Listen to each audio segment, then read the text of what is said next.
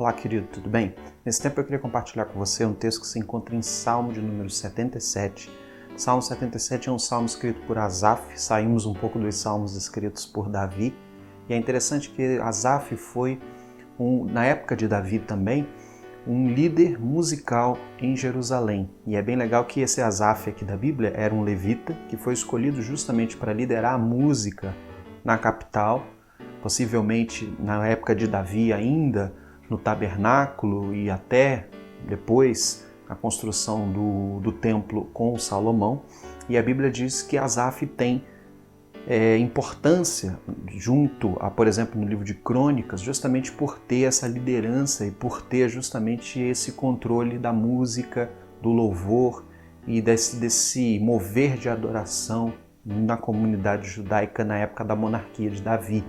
É interessante perceber que Asaf foi tão importante nessa questão de louvor e adoração, não só pelos seus 10 salmos, do 73 ao 83, mas também filhos de Asaf virou um sinônimo de cantores. É interessante que os cantores de Israel, aqueles que cuidavam da música de alguma forma, eram chamados de filho de Asaf. Tamanho foi o prestígio que Asaf teve na comunidade judaica por cuidar dos louvores e por cuidar justamente desse momento de adoração a Deus por meio da música. E Asaf escreveu o Salmo de número 77, que é um salmo que eu quero ler com você, para a gente falar um pouco sobre a comunhão com Deus e como que essa comunhão com Deus ela traz quietude à nossa alma e como a gente precisa disso no nosso dia a dia. O texto de Asaf, Salmo de número 77, são 20 versos, eu quero ler todo eles com você para a gente poder ter um entendimento legal do texto. Diz assim o texto: Elevo a minha voz a Deus levanto a minha voz para que Ele me ouça. Busco ao Senhor no dia da minha angústia, à noite, a minha mão não fica estendida e não se cansa. A minha alma se recusa a ser consolada. Lembro-me de Deus e começo a gemer. Medito em meu espírito e meu espírito desfalece. Mantém os meus olhos atentos. Estou perturbado e não consigo falar. Penso sobre os dias passados, os anos dos tempos que se foram. De noite lembro-me do meu cântico. Consulto o coração, meu espírito indaga. O Senhor rejeita para sempre e não será mais favorável? Seu amor cessou para sempre? Acabou-se a sua promessa para todas as gerações? Deus esqueceu de ser compassivo? Na sua ira encerrou as ternas misericórdias? Então eu digo, esse é o motivo da minha agonia? A mão direita do Altíssimo mudou? Recordarei os feitos do Senhor, assim eu me lembrarei das tuas maravilhas da antiguidade. Também meditarei todas as tuas obras e ponderarei teus feitos poderosos. Ó Deus, teus atos são santos. Quem, Deus, é tão grande como o nosso Deus? Tu és o Deus que fazes maravilhas, tu tens feito notória a tua força entre os povos. Com teu braço remiste o povo, os filhos de Jacó e de José. As águas te viram, ó Deus, as águas te viram e tremeram, os abismos também se abalaram. A nuvem derramaram chuva, houve trovões no céu, teus raios também atravessaram de um lado para o outro. O som do teu trovão estava no redemoinho, os relâmpagos clarearam o mundo e a terra se abalou e tremeu. O teu caminho passou pelo mar e as tuas veredas pelas grandes águas, e o teu rastro não foi encontrado. Pelas mãos de Moisés e Arão, guiaste o teu povo como um rebanho. Interessante esse salmo, porque o salmo ele é justamente uma declaração de aflição de Asaf pelo seu sofrimento e talvez por uma falta que ele esteja sentindo em algum determinado momento da ação de bondade e de misericórdia de Deus. E isso é interessante porque o livro de Salmos ele é muito próximo com o que a gente sente também nos nossos dias. Obviamente, que a gente compreende que Deus nunca deixou de ser bondoso e misericordioso, mas quem de nós que muitas vezes não chegou a alguma conclusão ou alguma afirmação na vida pensando que Deus talvez não abandonou, não nos abandonou mediante as circunstâncias que temos vivido. É interessante a gente ter esse espelho no Salmo, porque justamente o autor bíblico ele tem os mesmos sentimentos que nós seres humanos, assim como você vai ver outros autores também na Bíblia tendo quase que o mesmo sentimento, né? Será que Deus esqueceu de mim? Qual é a minha culpa? Não é? Você vê, por exemplo, Jó tendo também essa mesma indagação com Deus, depois de ser constrangido ali ou levado a uma consciência equivocada por meio de seus amigos, mas independente disso você vê sempre os autores, né, olhando para os céus e falando, e agora? Né? O que eu fiz? O que será de mim? Né?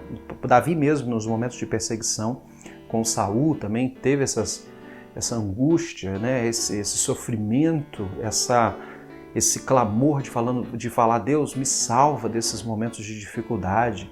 Davi também disse várias vezes para Deus, quando reconheceu o pecado, dizendo, Senhor, não tire a tua mão de mim, como nós falamos no Salmo 51, não tire de mim o teu espírito, também dando a entender que parece que Deus muitas vezes se esconde de nós, não é? O próprio Jesus Cristo disse isso na cruz, né? Deus meu, por que me desamparaste? Momentos de aflição e de angústia sugere para nós que Deus está distante, que Ele recolheu a sua mão, como Asaf fala aqui. Mas isso não é verdade. A gente sempre estuda a palavra de Deus e percebe que Deus é o mesmo. Quando Ele se propõe a cuidar do seu povo, manifestar fidelidade, bondade, amor, perdão e cuidado, Ele faz isso o tempo inteiro. Mesmo que a gente não esteja percebendo, as coisas estão acontecendo e todas as coisas ocorrem para o bem daqueles que amam a Deus segundo o seu propósito, segundo o propósito divino. Todas as coisas vão cooperando para que a nossa vida esteja cada dia mais perto de Deus e mais alicerçada nos planos e propósitos divinos. O problema é que por causa do pecado e por causa de circunstâncias, isso ofusca a nossa visão e a gente às vezes não consegue perceber de fato a mão de Deus controlando a nossa história. E nesses momentos a gente se abate, assim como Asaf. E o abatimento ele faz parte dessa nossa natureza caída. A gente se abate por causa de problemas, por dificuldades, por causa do próprio pecado, por causa do sentimento de culpa. A gente passa por situações diversas e isso aflige o nosso espírito, a nossa alma. E Asaf diz que ele também fez esse questionamento, também estava ali no verso número 1, elevando a voz a Deus, e estava ali gemendo, buscando ao Senhor, estava consultando o seu espírito, ou seja, estava num momento de reflexão íntima, de avaliação pessoal, fez questionamento, será que Deus tirou a sua misericórdia de mim? Será que o Senhor deixou de ser amoroso, misericordioso, compassivo? Mas ele, nessa comunhão e nessa busca com Deus, ele faz depois que ele tem esse momento de comunhão e de busca, e de louvor, porque o Salmo é um cântico, é um louvor, esse momento de estar com Deus, ele dá declarações que são maravilhosas quando ele diz assim, a partir do verso de número 11, ele diz assim, recordarei os feitos do Senhor, sim, eu me lembrarei das tuas maravilhas da antiguidade e também meditarei em todas as tuas obras e ponderarei os teus feitos poderosos. Ou seja, o primeiro ponto da comunhão com Deus, que traz alicerce à nossa alma, é justamente que quando nós entramos em comunhão com Deus, e vale lembrar que comunhão com Deus a gente entra justamente pela leitura da palavra de Deus, justamente pela oração, por um cântico que você pode entoar na sua casa mesmo. Esses momentos que a gente tem de comunhão com Deus, eles são importantes porque eles trazem à nossa memória quem é Deus, e isso é muito significativo. Porque Deus, quando Ele se revela para nós por meio da sua palavra, por meio da oração, Ele se revela justamente como esse Pai que cuida. E com esse Pai que gerencia amor, perdão, cuidado. E isso é muito importante, porque isso traz segurança à nossa alma.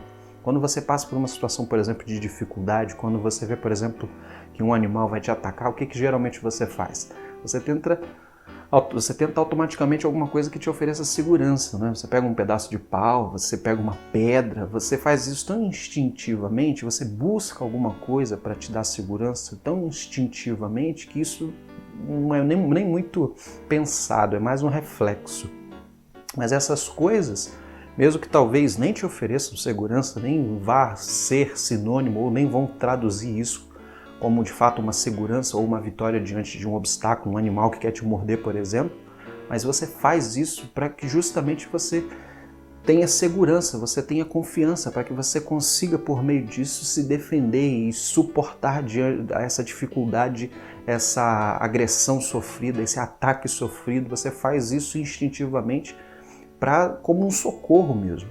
E a gente entende, obviamente, que você faz isso pelo conhecimento, que você pode pegar uma pedra e jogar, você pode, né, atacar também com um pau, com um galho, etc. Isso a gente acaba fazendo pelo conhecimento que a gente tem, da utilidade dessas coisas, assim como uma faca, assim como qualquer outra coisa. Entenda que nesse momento de dificuldade que você faz isso instintivamente, isso de alguma forma traz segurança para você, de alguma forma traz um pouco de coragem, não é? Também diante, por exemplo, de um ataque, sabemos, oriundo por algum animal, etc. Isso você faz instintivamente, isso trabalha o seu equilíbrio emocional, a sua maneira de lidar com aquilo ali, não é? Isso ajuda você a superar esse momento de dificuldade, justamente pelo conhecimento que você tem a respeito do que você pode utilizar naquele momento.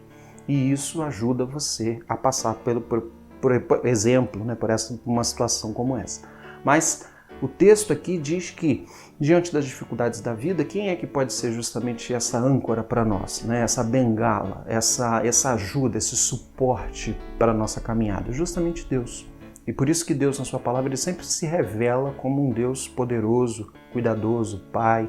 Vale lembrar que Asaf disse aqui que foi ele que guiou o povo com Moisés e Arão. Tudo isso é sinônimo de cuidado, tudo isso é sinônimo de Deus protegendo, dirigindo o seu povo, abençoando o seu povo.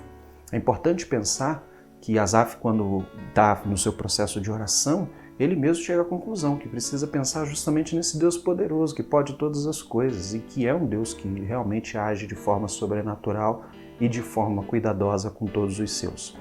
Primeiro ponto é que a nossa comunhão com Deus, ela revela Deus a nós e isso alicerça o nosso coração. Em segundo ponto, a comunhão com Deus muda nosso espírito. E sim, existe uma atuação espiritual quando nós estamos em comunhão com Deus, em oração, em leitura bíblica, em louvor, em meditação da própria palavra de Deus. Há uma ação sobrenatural, sim, do próprio Deus conosco. O Espírito Santo, ele é o paráclito de Deus, ou seja, ele é o consolador. Ele vem ao nosso encontro, na nossa comunhão com Deus, e ele nos conforta, ele nos acalma, ele aquieta o nosso coração. Você pode ver, por exemplo, que existem textos, até mesmo aqui no Antigo Testamento, que diz: o choro dura uma noite, mas a alegria vem pela manhã. Por quê? Porque grande é a fidelidade do Senhor. Então a gente percebe que essas verdades, né, que a gente encontra na palavra de Deus são de fato importantes para a gente. E a atuação do Espírito Santo é de fato uma atuação inspiradora, sobrenatural, de cuidado com aqueles que estão de fato em comunhão com Deus.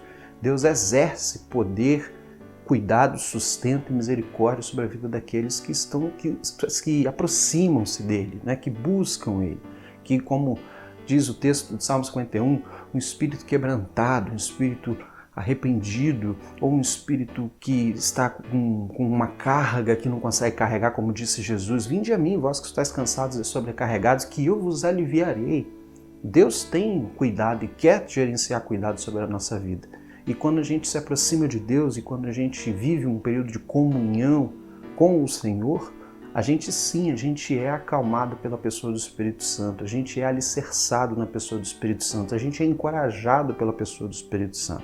Vale lembrar que o fruto do Espírito Santo, que a gente fala amor, alegria, paz, equilíbrio, domínio próprio, isso primeiro se aplica à nossa vida, isso primeiro é um cuidado do próprio Espírito Santo com a nossa pessoa e com a nossa história, antes de ser também um fruto do Espírito Santo aos outros, entende?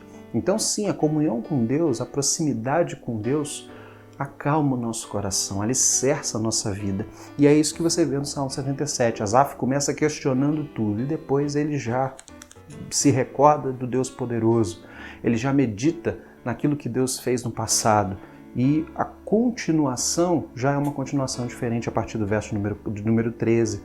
Ele já começa falando das maravilhas de Deus, ele já fala que foi Deus que remiu o povo, ele já fala que Deus anda por toda a natureza, foi Ele que criou tudo e é Ele que administra todas as coisas. O cântico de alegria e de paz e de louvor volta à boca do salmista justamente pela proximidade com Deus. Então é importante que a gente viva assim para a gente conseguir, de fato, nutrir a nossa vida de paz, de calma, sossego e confiança, principalmente em momentos de dificuldade. Vamos orar? Deus, nós te agradecemos porque o Senhor é aquele que nos sustenta, aquele que derrama, ó Deus, o teu consolo, a tua calma, a tua paz. É o Senhor que aquieta o nosso coração, a nossa alma em momentos de dificuldade. E sabemos que isso vem por meio da comunhão contigo, por uma ação providencial do teu Espírito de nos trazer quietude, de nos trazer calma, de nos fazer, ó Deus, raciocinarmos e contemplarmos, ó Deus, um Deus maravilhoso que está acima de todas as coisas, do qual nos assegura de que nada está acontecendo sem ó Deus, a ciência do Senhor, e nada acontece sem que um plano pré-estabelecido pelo Senhor, nada acontece sem que esses planos estejam se cumprindo na nossa vida. Por isso nós descansamos até mesmo nas dificuldades e clamamos para que a comunhão que temos com o Senhor e os momentos de comunhão que temos com o Senhor sejam mais íntimos e sejam, ó Deus, revigorantes à nossa alma num mundo tão difícil de viver diante dos nossos próprios problemas e diante dos problemas que vivemos. Nós oramos, ó Deus, e confiamos no Senhor, que o Senhor é o nosso refúgio, nossa fortaleza, nossa segurança e também aquele que aquieta a nossa alma. Nós clamamos a Deus e oramos no nome do Senhor Jesus. Amém. Deus abençoe, querido, sua vida e que Deus acalme a sua alma, em nome de Jesus.